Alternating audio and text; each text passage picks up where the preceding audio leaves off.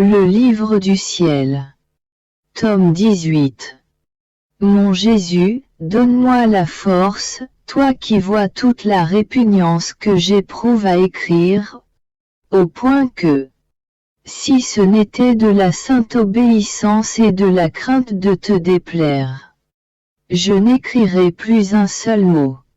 Tes longues privations me rendent sotte et incapable de faire quoi que ce soit. Par conséquent, j'ai besoin de beaucoup d'aide pour mettre sur papier ce que ta volonté me chuchote à l'oreille. Donne-moi la main et reste toujours avec moi. Je me fusionnais dans la divine volonté et je m'efforçais de rendre grâce à Dieu pour tout ce qu'il a accompli dans la création. Par amour pour les créatures, la pensée me vint que cette manière de prier ne plaisait pas à mon Jésus et que c'était un pur produit de mon imagination. Bougeant en moi, mon toujours aimable Jésus me dit: Ma fille, tu dois savoir que rendre grâce à Dieu pour toutes les choses qu'il a créées est loin de déplaire à Dieu. Que c'est plutôt là un droit divin et l'un des premiers devoirs des créatures. La création a été faite par amour pour les créatures. Notre amour pour elles était si grand que, si cela avait été nécessaire, nous aurions créé autant de cieux, de soleil, d'étoiles, de terre, de mer, de plantes, etc., qu'il y allait y avoir de créatures, de sorte que chacune aurait eu son propre univers. En fait, au début, Adam était seul à jouir des bienfaits de la création. Et si nous n'avons pas multiplié les univers, c'est parce que, en réalité, chaque créature peut jouir totalement de la création comme si elle lui était propre. Qui ne pourrait dire: le soleil est à moi et jouir de sa lumière autant qu'il le désire. Ou l'eau est à moi et s'en servir autant qu'il en a besoin. Ou la terre, la mer, le feu, l'air, sont à moi, et ainsi de suite.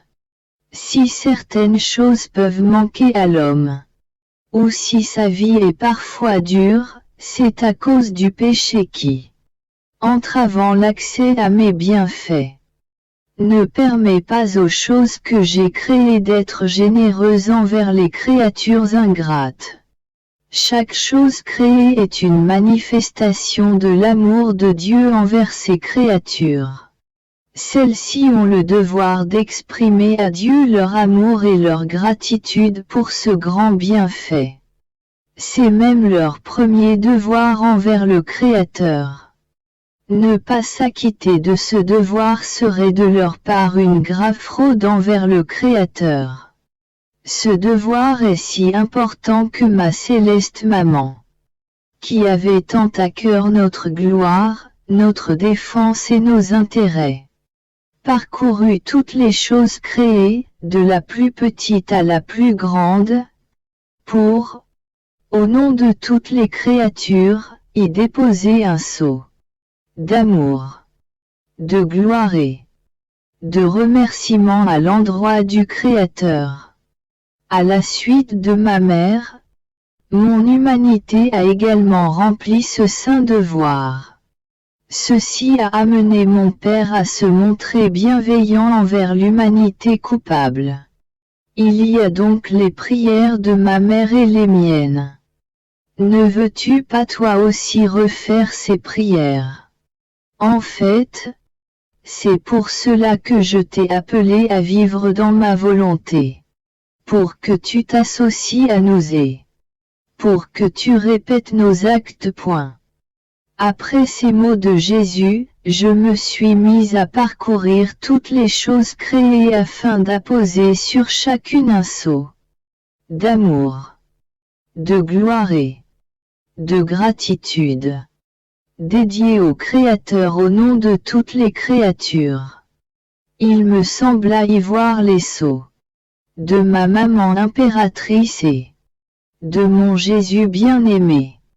Ces sceaux créaient une magnifique harmonie entre le ciel et la terre, liant le Créateur aux créatures.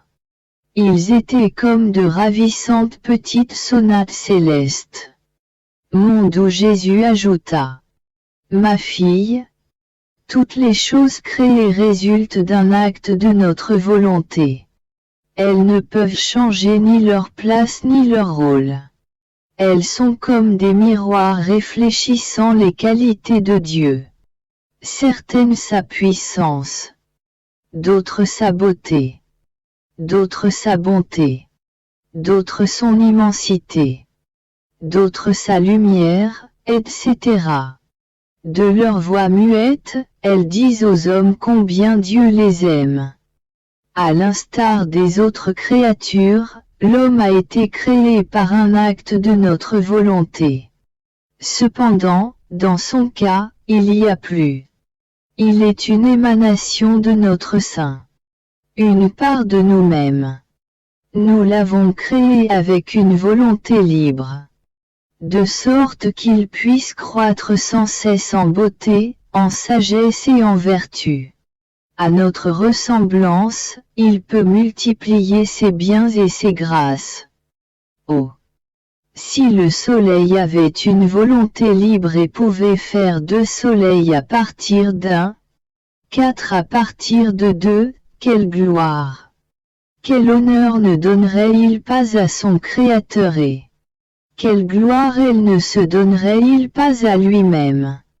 Que de choses les objets créés sont incapables d'accomplir. Parce qu'ils n'ont pas de volonté libre et parce qu'ils ont été créés pour servir l'homme. Tout notre amour a été concentré sur l'homme. Nous avons mis toute la création à sa disposition.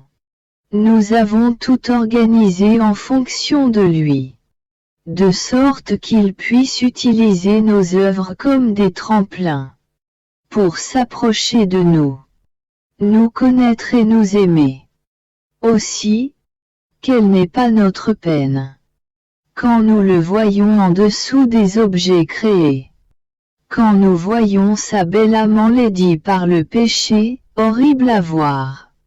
Comme si toutes les choses que nous avons créées n'étaient pas suffisantes pour contenter notre amour envers l'homme, et dans le but de préserver sa volonté libre.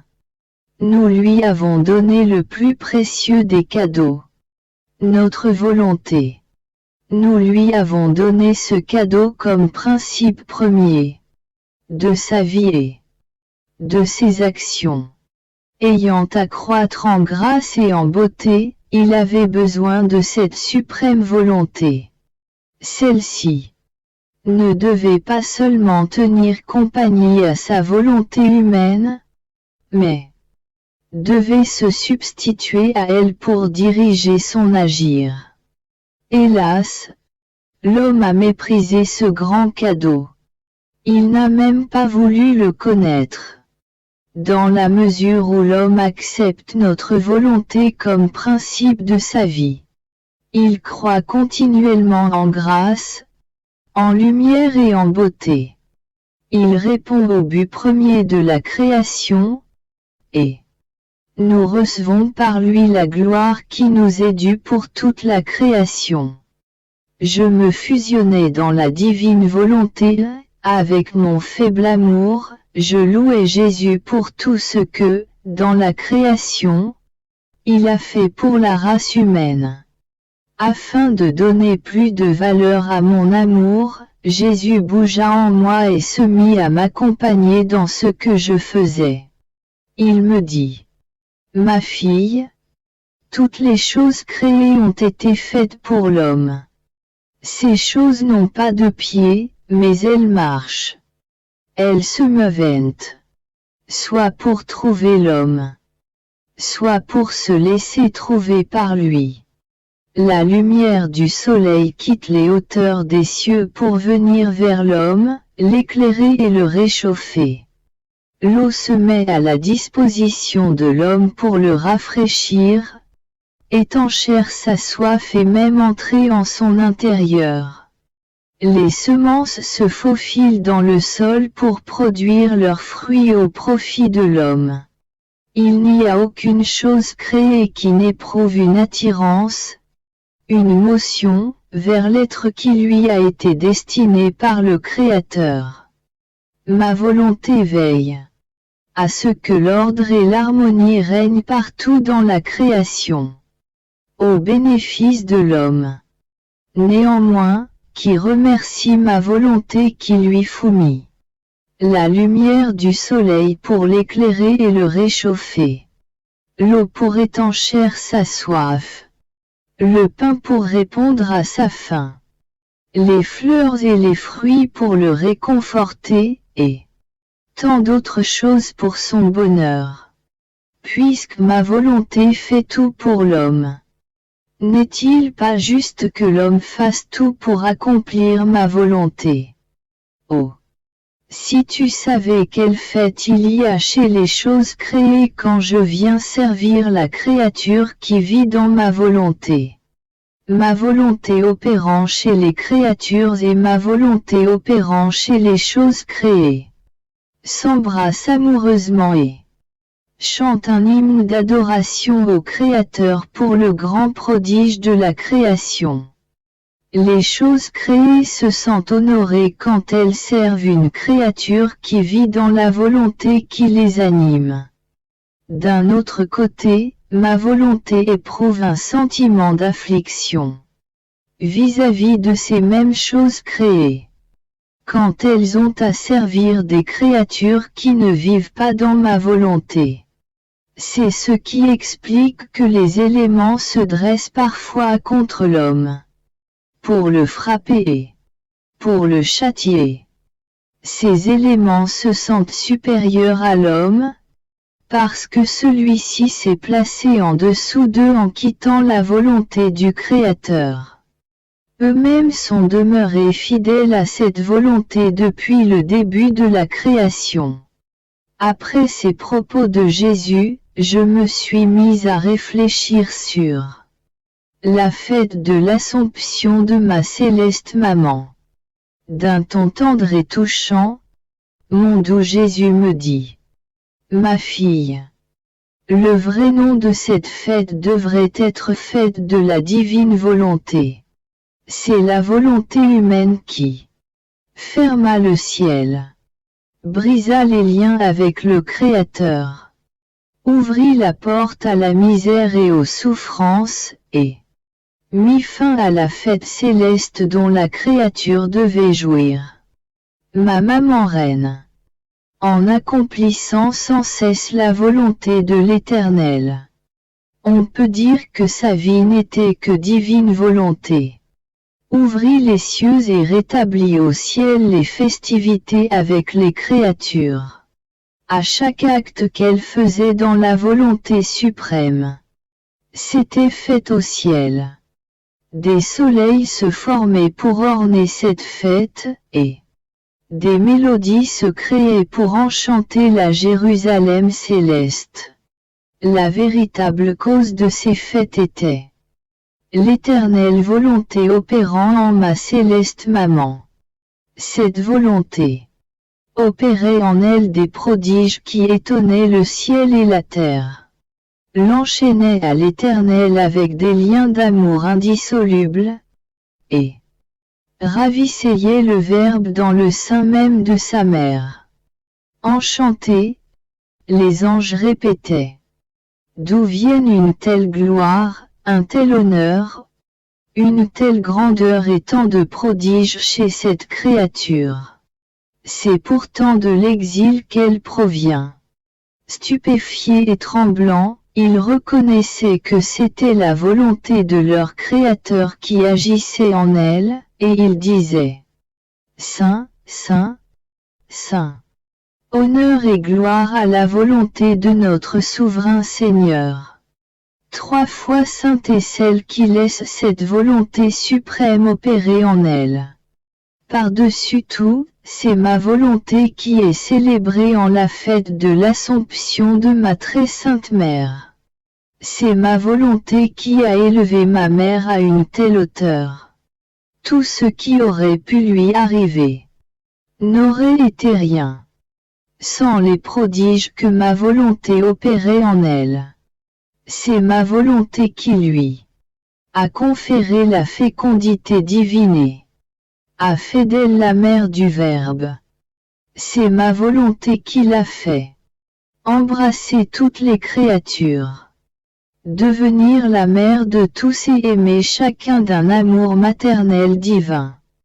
C'est ma volonté qui l'a faite reine de toutes les créatures. Quand ma mère est arrivée au ciel au jour de l'Assomption, ma volonté fut grandement honorée et glorifiée pour l'ensemble de la création.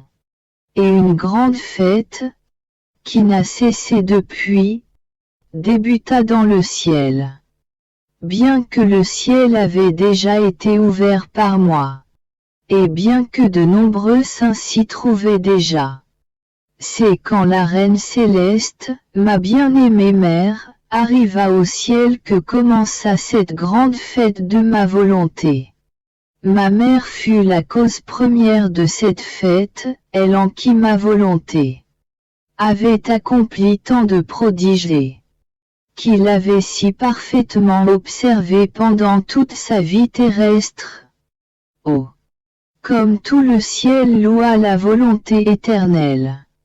Quand parut au milieu de la cour céleste cette sublime reine tout auréolée de la lumière du soleil de la divine volonté.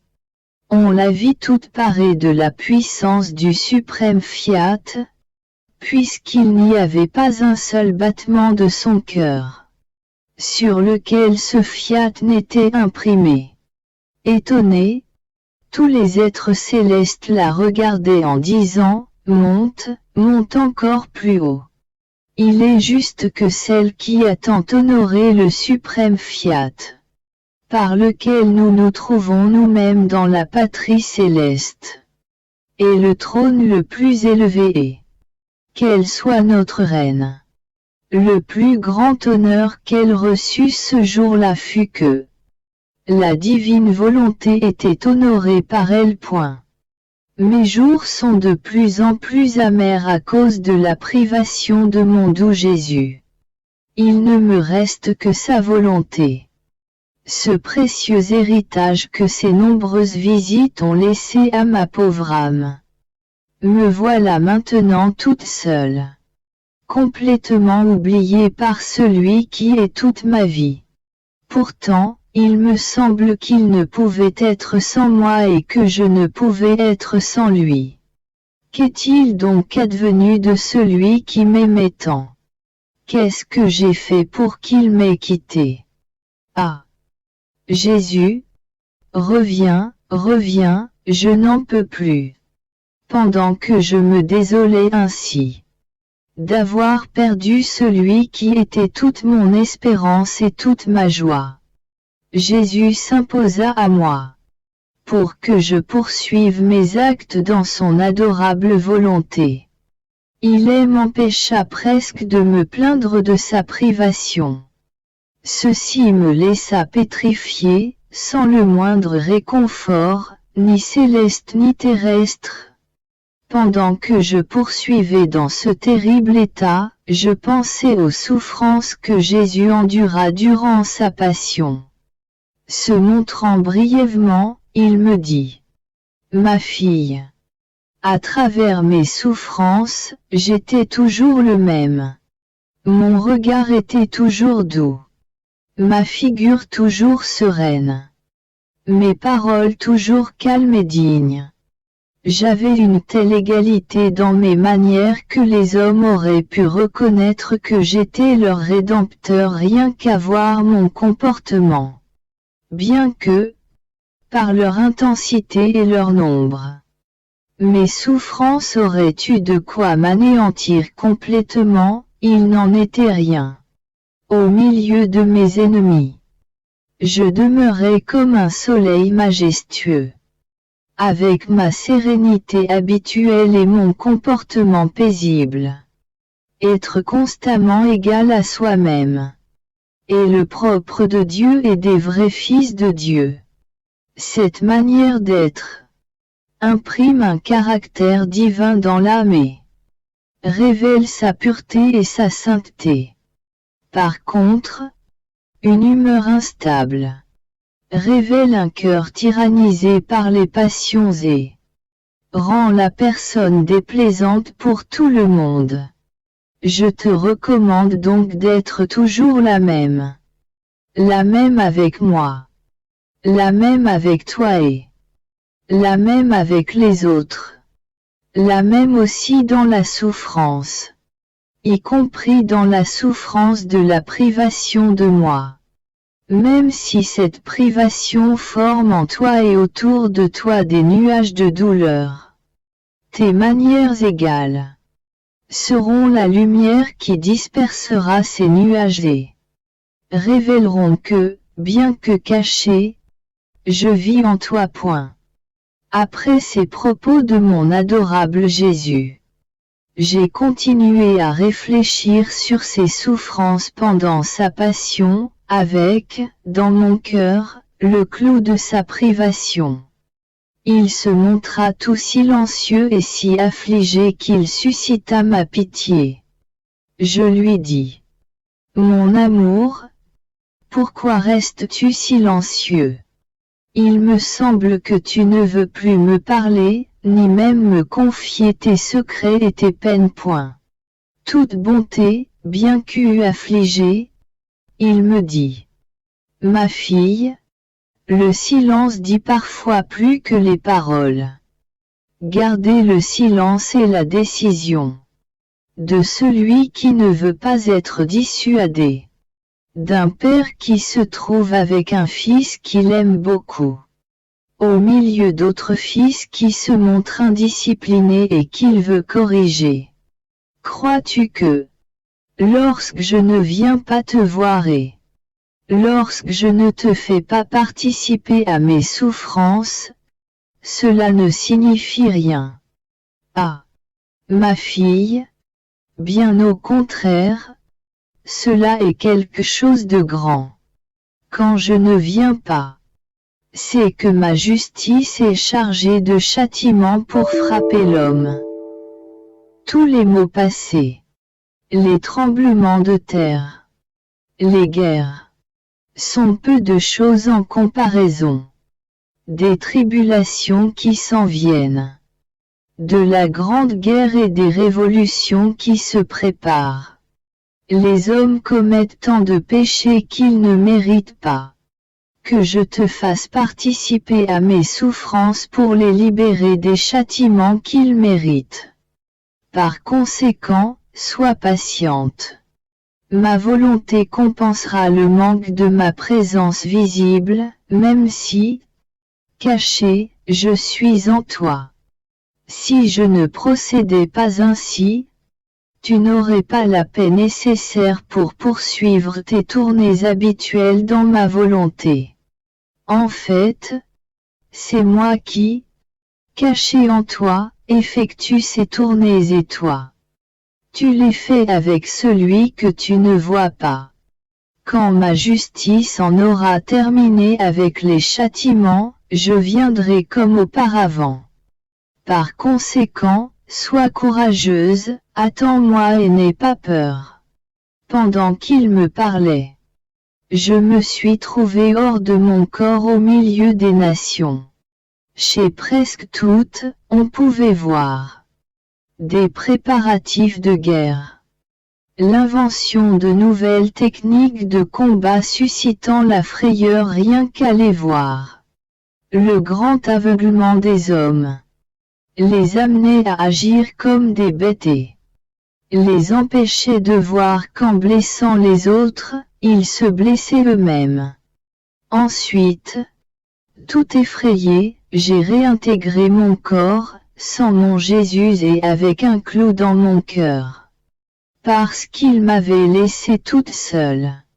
Je me tordais de douleur. Mon doux Jésus bougea en moi. Soupirant devant mon pitoyable état, il me dit: Ma fille, sois calme, je suis en toi, je ne t'ai pas laissé. D'ailleurs, comment pourrais-je te laisser? Regarde, ma volonté est partout. Si tu es dans ma volonté, je n'ai aucun endroit où aller pour me distancer de toi. Il me faudrait rendre ma volonté limitée, ce qui est impossible.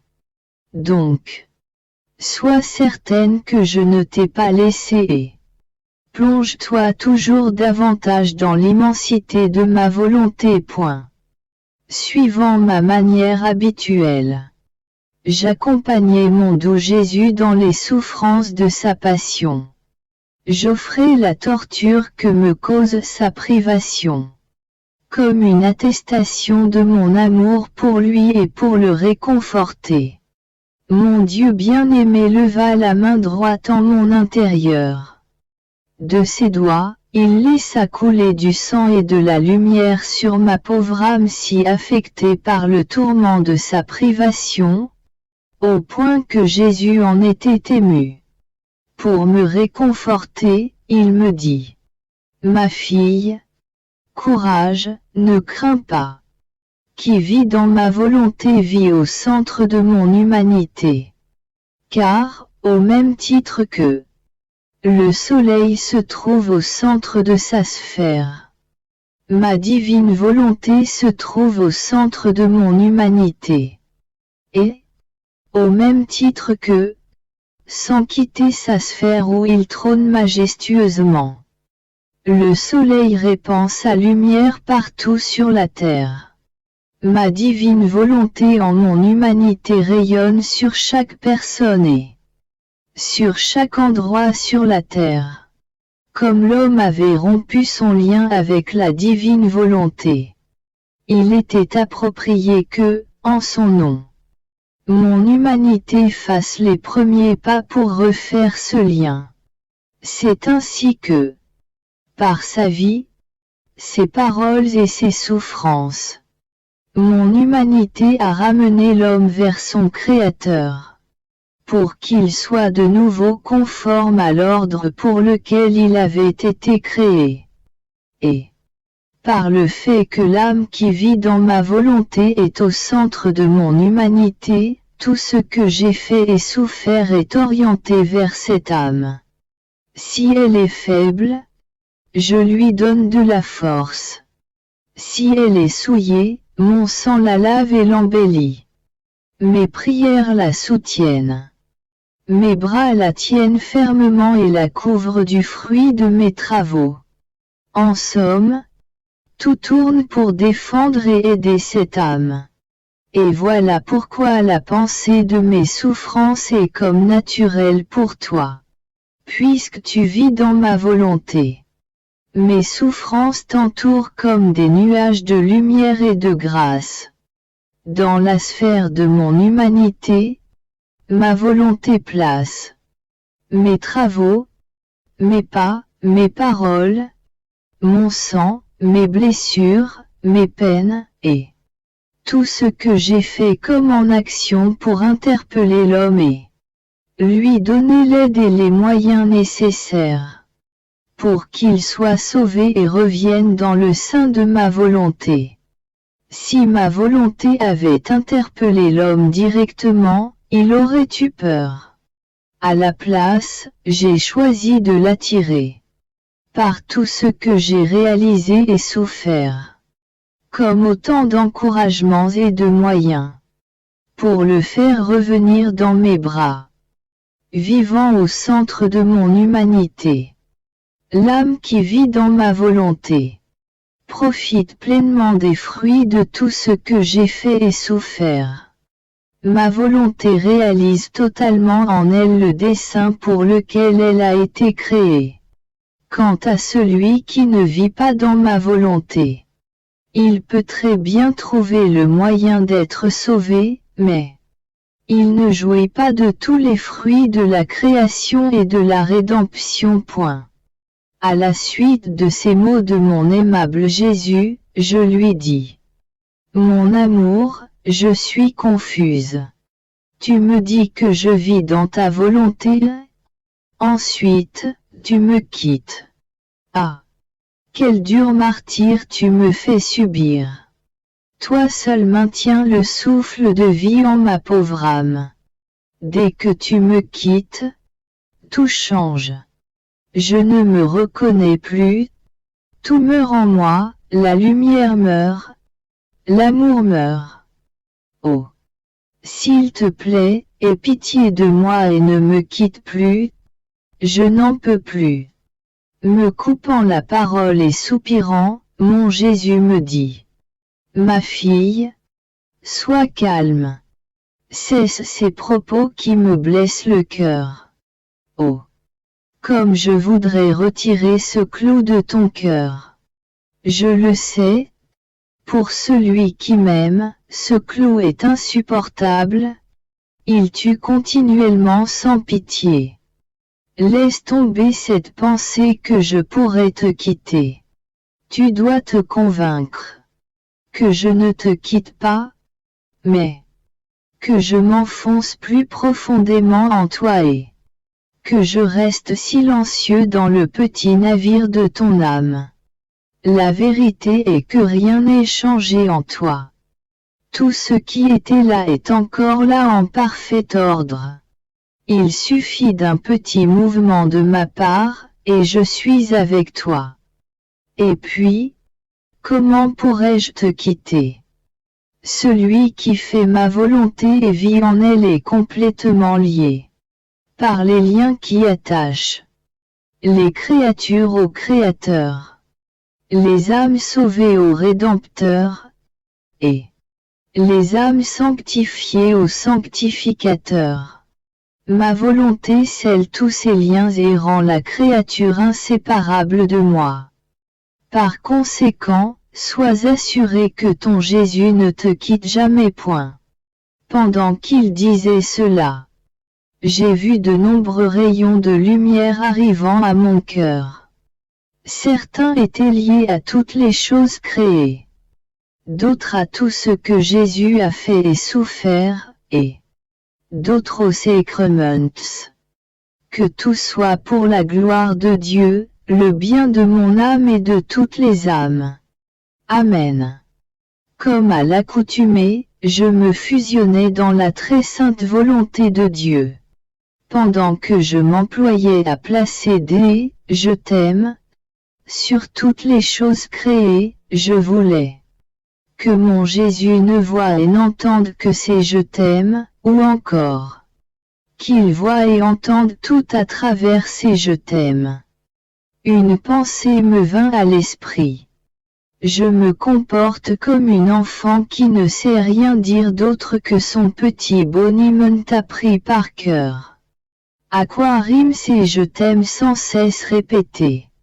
Alors, surgissant de mon intérieur, mon adorable Jésus se montra, avec des « je t'aime » imprimés sur toute sa divine personne. Sur ses lèvres, son visage, son front, ses yeux, sa poitrine, ses mains, le bout de ses doigts, en somme partout. Il me dit tendrement: Ma fille, n'es-tu pas contente qu'aucun de tes « je t'aime » ne soit perdu, mais que, plutôt, ils sont tous imprimés en moi. Et sais-tu tout le bien qui en résulte? Tu dois savoir que quand une âme décide de faire le bien, de s'exercer à une vertu, elle fait naître en son cœur la semence de cette vertu. Par la suite, en répétant ses actes, elle forme de l'eau pour arroser la plante résultant de cette semence. Plus elle répète ses actes, plus la plante reçoit de l'eau, croît en santé et en beauté, et en vient rapidement à produire des fruits. Par contre, Si l'âme manifeste peu d'ardeur à répéter ses actes, la plante suffoquée. Si elle arrive à sortir de terre, elle est chétive et ne produit aucun fruit.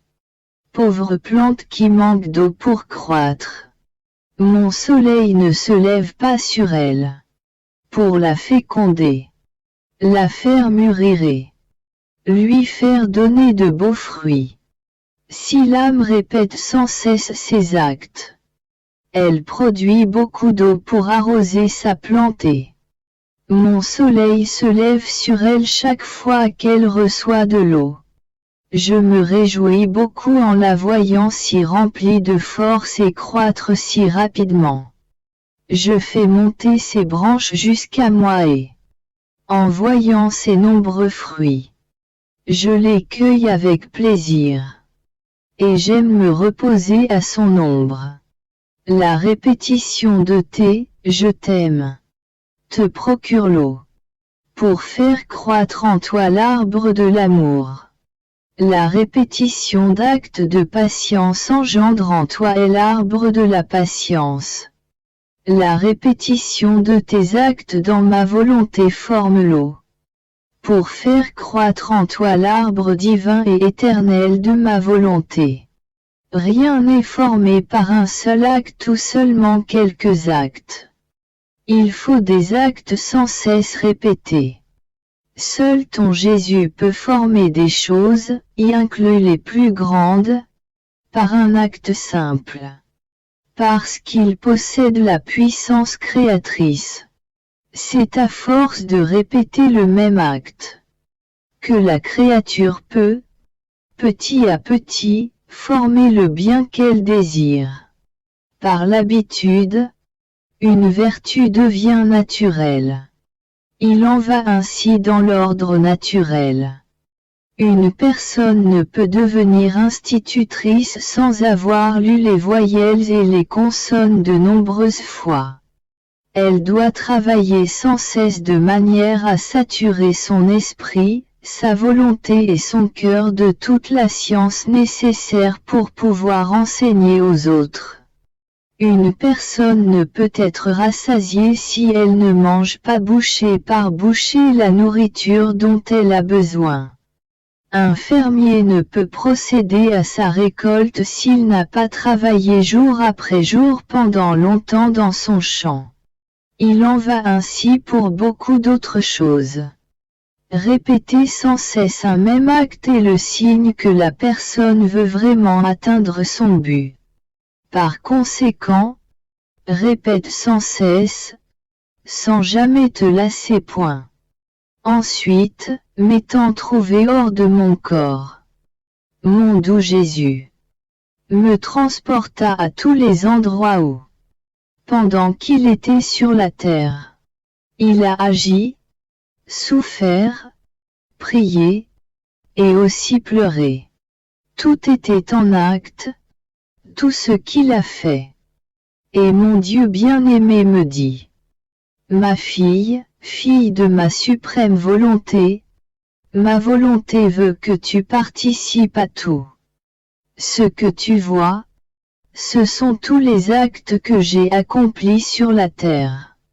Ma volonté garde en suspens les fruits de ces actes. Parce que les créatures ne sont pas disposées à les recevoir. Cela résultant en bonne partie du fait qu'elle ignore ce que j'ai fait. Vois mes nombreuses prières nocturnes jalonnées de larmes amères et de soupirs ardents pour le salut de tous. Elles sont dans l'attente de déverser leurs fruits sur les créatures. Ma fille, entre en elles et laisse ma volonté t'inonder de ses fruits. Ma volonté garde en réserve toutes les peines de mon enfance, tous les actes intérieurs de ma vie cachée, qui sont des prodiges de grâce et de sainteté, toutes les humiliations, les gloires et les peines de ma vie publique, et toutes les peines cachées de ma passion. Leurs fruits sont en suspens, n'ayant été cueillis que partiellement par les créatures. C'est dans les âmes qui vivent dans ma volonté, et seulement dans ces âmes, qu'ils seront totalement déversés. Entre donc dans tous mes actes et dans mes peines, afin que ma volonté trouve en toi son plein accomplissement. Je veux qu'entre toi et moi rien ne soit en suspens. Au même titre que je veux pouvoir te dire tout ce que je veux trouver en toi ma propre volonté, afin que rien ne m'empêche de te donner tout ce que je veux. Pendant que Jésus me parlait ainsi, je passai par chacun de ces actes et je devins toute transformée, couverte de ces actes, de ces prières, de ces larmes et de ces peines. Qui pourrait dire tout ce que j'ai vécu? J'espère que mon bien-aimé Jésus me donnera la grâce de correspondre parfaitement à son adorable volonté. Amen. J'étais dans mon état habituel. Mon pauvre esprit se trouva soudain dans une ambiance extrêmement élevée. Il me sembla voir la divinité sur un des genoux du Père céleste. La Reine Mère comme morte, sans vie. Toute surprise, je me dis. Ma mère est morte. Mais quelle mort merveilleuse, mourir sur les genoux de son Créateur. Ensuite, en y regardant de plus près, je vis que la volonté de maman Marie était détachée de son corps et se trouvait dans les mains du Père céleste. Abasourdi, je n'arrivais pas à comprendre. Alors, une voix provenant du trône divin dit: Elle est l'élue parmi tous les élus. Elle est la toute belle. Elle est l'unique créature qui nous a donné sa volonté et qui l'a déposée sans vie sur nos genoux, dans nos mains. Quant à nous, en échange, nous lui avons fait le cadeau de notre volonté.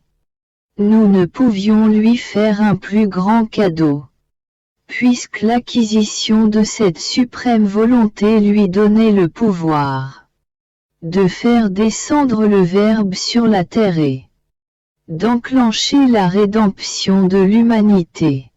Une volonté humaine n'aurait eu sur nous aucun pouvoir d'attirance. Mais une volonté divine en cette incomparable créature nous a ravis et conquis. Incapables de résister, nous avons cédé à ses applications et nous avons fait descendre le Verbe sur la terre.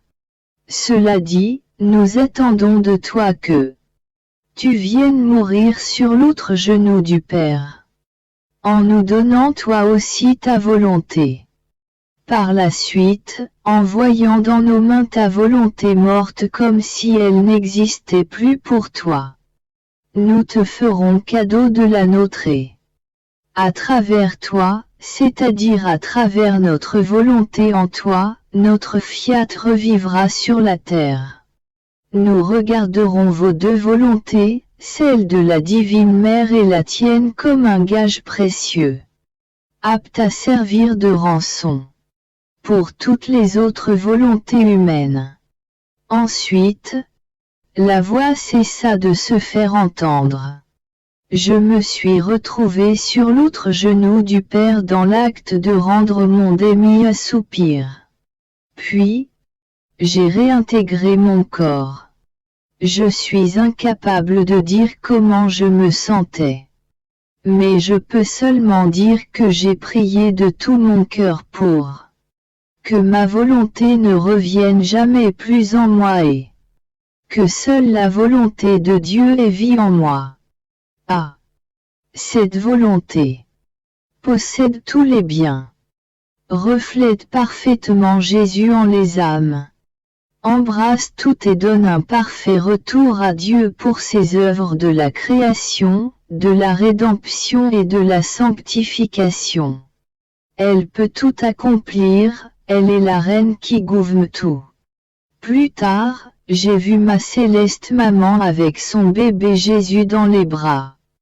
Elle l'embrassa et le plaça sur son sein pour le nourrir de son lait très pur. Je lui ai dit: Ma mère, à moi tu ne donnes rien. Oh! Permets-moi au moins de placer mon « je t'aime » entre ta bouche et celle de Jésus quand tu l'embrasses. De sorte que mon petit « je t'aime » accompagne tout ce que tu feras. Elle me répondit: Ma fille, fais-le, mais ton petit « je t'aime » non seulement sur nos lèvres, mais aussi sur tout ce qui s'opère entre lui et moi. Tu dois savoir que tout ce que je faisais pour mon fils, je le faisais aussi pour les âmes qui vivraient dans la divine volonté parce que, étant en cette sainte volonté, elles allaient être aptes à profiter de ces choses autant que Jésus. Ainsi, quand j'embrassais mon fils, j'embrassais toutes ces âmes. Si tu veux que je répète pour toi ce que j'ai fait pour mon fils, assure-toi d'être toujours dans sa volonté. Et je serai généreuse dans mes faveurs à ton endroit. Après de pénibles journées passées dans la privation de mon plus grand bien Jésus, je l'ai senti bouger en moi. Il me semble qu'il était assis à l'intérieur de moi, la tête appuyée sur mon épaule, en position de me parler. Je le serrai sur moi, dans un total abandon, je me suis mise en attitude d'écoute. Il me semble qu'il m'a dit: Ma fille, ma volonté est plus que la nourriture corporelle.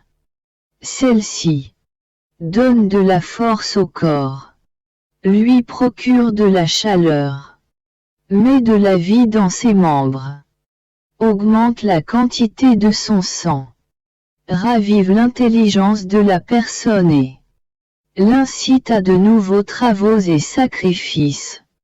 D'un autre côté, celui qui néglige de bien nourrir son corps ressent de la fatigue dans tous ses membres, manque de sang et de chaleur, a une intelligence qui a tendance à s'embrouiller, est porté à la mélancolie et à la paresse, et à ne se sacrifier en rien. Pauvre individu, il manque de vie dans tout son être. Cela est si vrai que, quand une personne est atteinte d'une maladie mortelle, elle cesse de se nourrir et elle se dirige ainsi vers la mort. Tel qu'il a été établi par la sagesse éternelle, l'âme a elle aussi besoin de nourriture. La divine volonté est pour elle une nourriture délicieuse. Cette nourriture la rend forte dans la recherche du bien-être, débordante d'amour pour son Dieu. Elle remplit l'âme de vivacité, la poussant à croître dans toutes les vertus, à entreprendre de nouvelles œuvres et à faire de grands sacrifices. Elle se reflète dans l'intelligence de la personne. Elle l'amène à connaître son Créateur de mieux en mieux et à lui ressembler de plus en plus. Le sang divin abonde dans cette âme, en y faisant croître la vie divine. De plus, cette nourriture est disponible à chaque instant, à chaque respiration, jour et nuit, en toutes choses, autant de fois qu'on le désire. Contrairement à ce qu'il en est pour la nourriture corporelle, on n'a pas à craindre que si on en prend trop, on puisse être incommodé. Tout au contraire, plus on en prend, plus on est fortifié et plus on croît dans la ressemblance avec son Créateur. Celui qui ne prend jamais de cette nourriture s'expose à mourir éternellement. Quant à celui qui en prend rarement, Il est faible et inconstant dans le bien, froid en amour, pauvre en sang divin. La vie divine est anémique en lui. La lumière de son intelligence est faible au point qu'il ne sait à peu près rien de son Créateur. Et que, par conséquent, sa ressemblance avec lui est faible. Il manque de vitalité dans la recherche du bien, tantôt il manque de patience, tantôt de charité, tantôt de détachement de tout. Bref, privé de l'aliment de ma volonté. Les vertus sont comme étouffées en cette personne. Ah! Si on pouvait voir l'âme privée de cet aliment céleste, on pleurerait sur elle, tellement sont nombreuses les misères et les ordures dont elle est couverte. On aurait raison de compatir avec une créature manquant de nourriture corporelle, puisque, généralement, cela résulte du fait qu'elle manque d'argent pour s'en procurer. Mais l'âme qui se prive de l'aliment de ma volonté mérite condamnation, puisqu'elle rejette un aliment qui lui donne vie et qui lui est offert gratuitement. Un peu plus tard, comme j'avais entendu parler que des personnes subissaient des oppositions, des humiliations ou autres, mon doux Jésus me dit: Ma fille, quand le corps contient du mauvais sang infectant le bon, il est nécessaire d'avoir recours à des ponctions, d'utiliser des sangsues ou de pratiquer des saignées, de manière à ce que le mauvais sang soit évacué. Autrement, il y aurait danger que la personne devienne paralysée pour le reste de sa vie. Pareillement, l'âme qui n'est pas continuellement alimentée par ma volonté risque d'être infectée par toutes sortes de mauvaises tendances. Il est nécessaire d'avoir recours à la médecine de l'humiliation pour faire sortir la mauvaise tendance de l'amour-propre, aux morsures des sangsues pour faire sortir la mauvaise tendance de la vaine gloire, aux saignées pour être libéré des petits attachements envers certaines personnes faisant le bien. Autrement, ces mauvaises tendances pourraient s'incruster au point d'infecter tout le bien que fait la personne et de la paralyser pour le reste de sa vie. Les ponctions font toujours du bien. Elles sont les sentinelles du cœur qui maintiennent le sang pur, les intentions de l'âme dans le droit chemin. Si tout ne faisait le bien que dans l'intention de se conformer à ma volonté, les ponctions ne seraient pas nécessaires. Parce que ma volonté est la sauvegarde contre toutes les mauvaises tendances. Les ponctions jouent aussi le rôle de punition pour ceux qui ne s'alimentent pas suffisamment de ma volonté. Ce matin, quand il est venu, mon doux Jésus m'a dit: Ma fille, je t'apporte le baiser de tout le ciel. Il m'embrassa et poursuivit: Étant dans ma volonté, le ciel est l'écho de tous mes actes. C'est à accent grave dire qu'il répète tout ce que je fais. Puis, il disparut. Quelques heures plus tard, il revint et ajouta: Ma fille, rends-moi le baiser que je t'ai donné. Car tout le ciel, ma mère, le Père Céleste et l'Esprit Saint attendent ce retour. En effet, comme, à travers ma volonté, un acte issu d'eux a rejoint une créature en exil, ils languissent après un retour de la part de cette créature, à travers cette même volonté. Cela dit, il approcha sa bouche de la mienne, presque en tremblant, je lui donnai mon baiser. Celui-ci produisit un son harmonieux jamais entendu auparavant, qui s'éleva très haut et se diffusa sur toutes les choses et toutes les créatures. Ensuite, avec un amour inexprimable, il me dit: comme est beau un acte réalisé dans ma volonté! Quelle puissance! Quelle grandeur! Quelle merveille! Il atteint tout dans le ciel et sur la terre, et toute la création. Les anges et les saints sont rejoints par lui.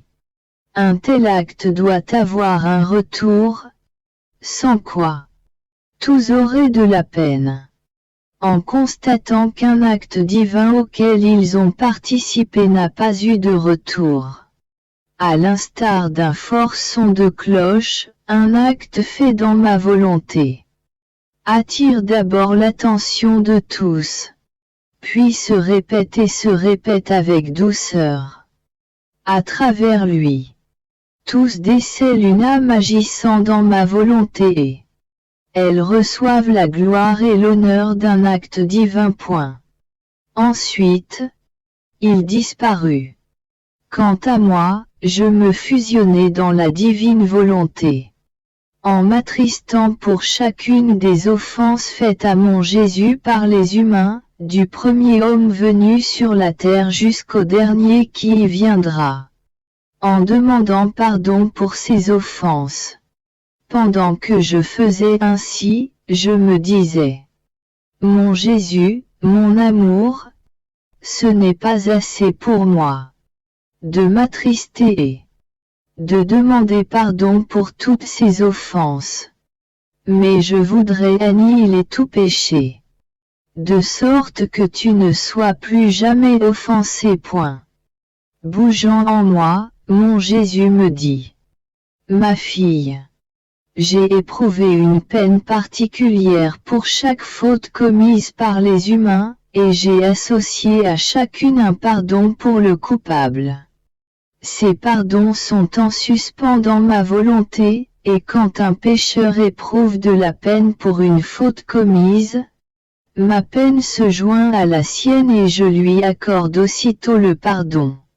Cependant, combien m'offensant et n'en éprouve aucune peine. Merci, ma fille, de venir dans ma volonté accompagner mes peines et mes pardons. Continue de circuler dans ma volonté et, en faisant tiens mes peines et mes pardons, crie pour chaque offense peine, pardon, de sorte que je ne sois pas seul à m'affliger et à pardonner, mais que je sois accompagné par la petite fille de ma volonté. Me trouvant dans mon état habituel, j'ai eu la sensation que mon doux Jésus était étendu en mon intérieur en train d'agoniser. J'entendais sa respiration d'agonisant et je me suis mise à agoniser avec lui. Après que nous eussions souffert ensemble pendant un certain temps, il me dit: ma fille, qu'une personne pense à ma passion et compatisse à ma souffrance est réconfortant pour moi. Me sentir accompagné par une personne pour laquelle j'ai tant souffert et que j'aime tant allège ma souffrance. Par contre, si je reste seul, n'ayant personne à qui confier ma peine et en qui déverser le fruit de mes souffrances, je me sens comme oppressé par mes souffrances et mon amour. C'est ainsi que, quand mon amour n'en peut plus, je viens en toi pour y souffrir ma passion et répéter tout ce que j'ai fait et souffert dans mon humanité.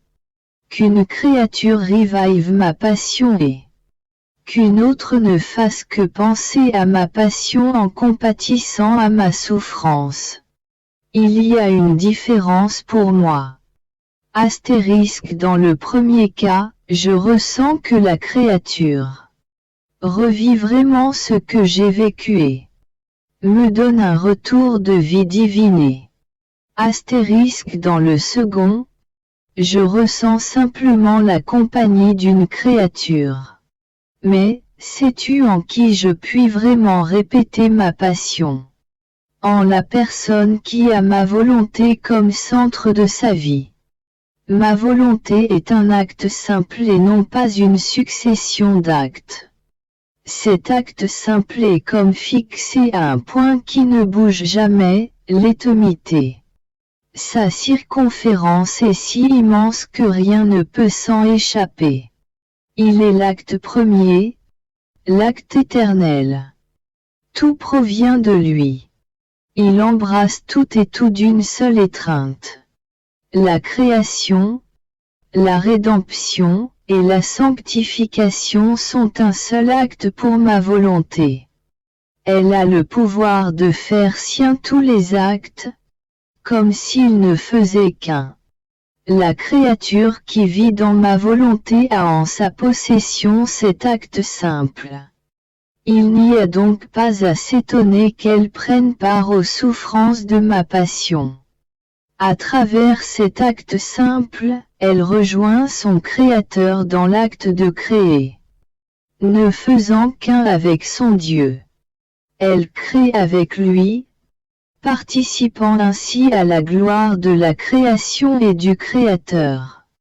Elle aime toutes les choses créées comme ses propres choses. Dans un élan d'amour, elle dit à son Dieu. Ce qui est à toi est à moi et ce qui est à moi est à toi. Gloire, honneur et amour à mon Créateur. Par cet acte simple, la créature fait sienne la rédemption. En revêtant mes souffrances comme si elles lui étaient propres. Elle s'associe à tout ce que j'ai fait, mes prières, mes paroles et mes travaux. Elle déborde d'amour pour moi, compatit à mes souffrances et fait réparation. À travers cet acte simple, elle trouve tout, s'approprie tout et place ses « je t'aime » partout. Voilà pourquoi vivre dans ma volonté est le prodige des prodiges. Dieu et tout le ciel sont ravis de voir une toute petite créature nager dans toutes les choses de son Créateur. Comme un rayon de soleil, elle se diffuse partout et en tout. Par conséquent, même au prix de ta vie, ne sors jamais de cet acte simple de ma volonté. De sorte que je puisse refaire à travers toi la création, la rédemption et la sanctification. Même dans la nature, on trouve des choses qui imitent cet acte simple. Dans le ciel, depuis qu'il a été créé par Dieu, le soleil effectue toujours le même acte simple. Sa lumière et sa chaleur sont si intimement liées qu'elles sont inséparables. Il est sans cesse dans l'acte de dispenser ses bienfaits aux créatures. Bien qu'il ne semble faire qu'un acte simple, la circonférence de sa lumière est si grande qu'elle embrasse toute la terre. Dans son étreinte, il produit des effets innombrables, qui font la vie et la gloire de toutes les choses créées. Il veille sur toutes les plantes. À l'une, il assure le développement, à une autre la maturation des fruits, à une autre la douceur, à une autre le parfum. On peut dire que toute la terre vit par le soleil et que chaque plante, même le plus petit brin d'herbe, reçoit de lui sa croissance et ses fruits. Cependant, il ne change jamais. Il tire sa gloire de l'unique acte simple qu'il accomplit sans cesse. L'être humain a aussi quelque chose qui s'apparente à un acte simple. Ses battements de cœur. Ceci constitue un acte simple. Le cœur ne sait rien faire d'autre que de battre. La vie humaine débute par un battement de cœur. Les effets des battements de cœur sont innombrables. En battant, le cœur fait circuler le sang dans tout le corps, y compris dans ses parties les plus éloignées.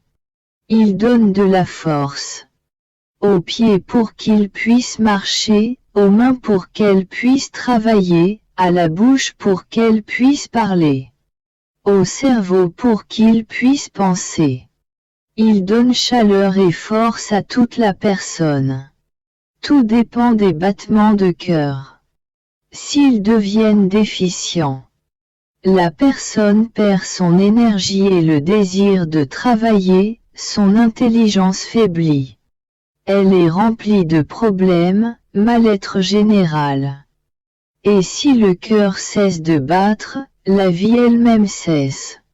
Le pouvoir d'un acte sans cesse répété est grand.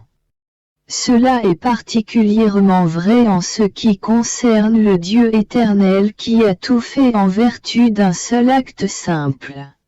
Cet acte simple n'a ni passé, ni présent, ni futur. Celui qui vit dans ma volonté s'y trouve. De même que, chez l'être humain, le cœur bat sans cesse. Ma volonté bat sans cesse dans la profondeur de l'âme, mais par un seul battement.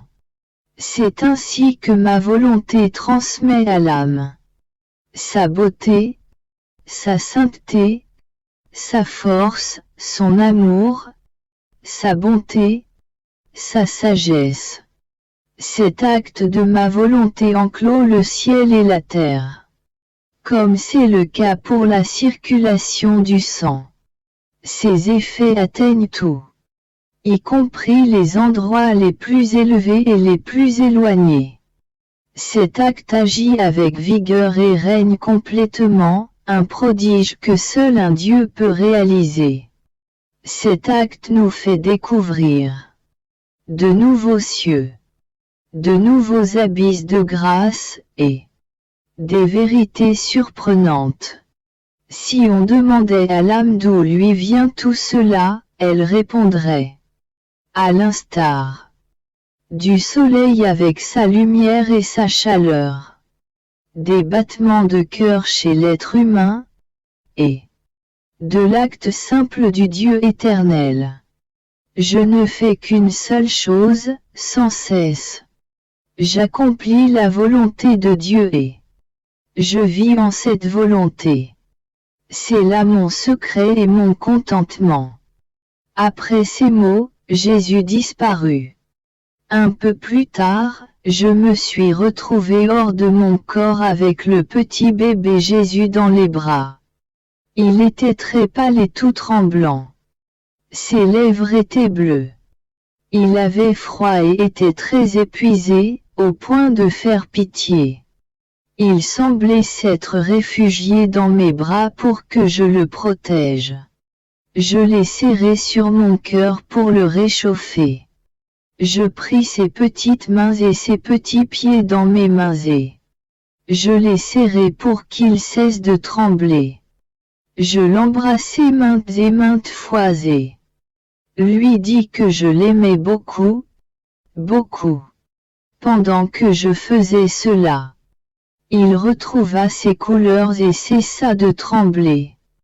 Il se rétablit complètement et se pressa davantage contre moi.